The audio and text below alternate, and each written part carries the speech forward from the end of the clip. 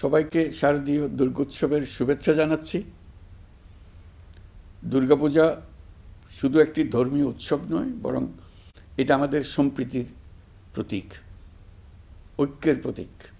সনাতনী ধর্মবিশ্বাস মতে দশভুজা দুর্গার কাঠামোতে দেশ ও জাতির সব ধরনের ঐক্য ও সংহতির প্রতীক আছে।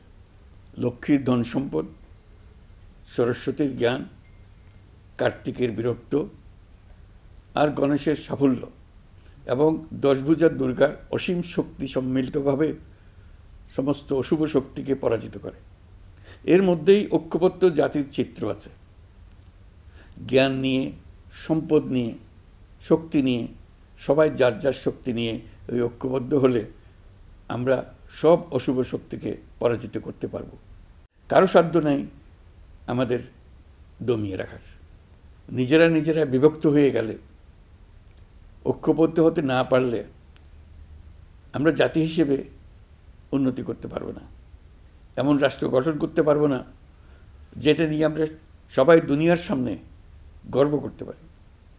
দুর্গাপুজো উপলক্ষে গত বছরের মতো এবছরেও সরকারি ছুটি 2 দিন রাখা হয়েছে।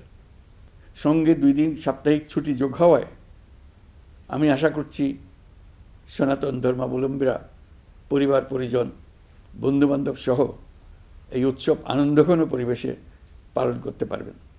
দুর্গাপূজা ঘিরে কোনো ধরনের দুর্ঘটনা যাতে না হয়, নাশকতার মাধ্যমে কেউ যাতে কোনো আতঙ্ক সৃষ্টি বা উৎসবের বিঘ্ন ঘটাতে না পারে, সেই জন্য সরকার, রাজনৈতিক দলসহ সমাজের সর্বস্তরের মানুষ বিশেষভাবে তৎপর রয়েছে।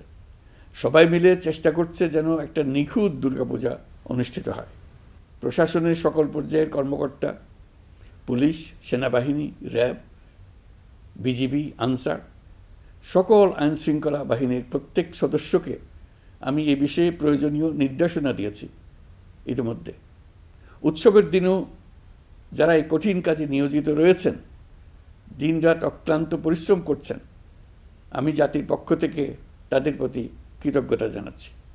জাতিসংঘের অধিবেশনে যোগ দেওয়ার কারণে আজকের এই উৎসবের দিনে আমি সশরীরে আপনাদের সামনে আসতে পারিনি, তবে আমার শুভেচ্ছা ও অভিনন্দন আপনাদের সাথে রয়েছে।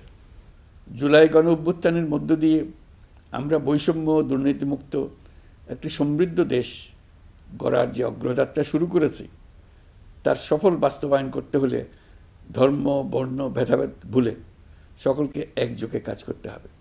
সকল অশুভ, অন্যায় আর অন্ধকারকে পরাজিত করে ঐক্য সম্প্রীতির জয় হবে।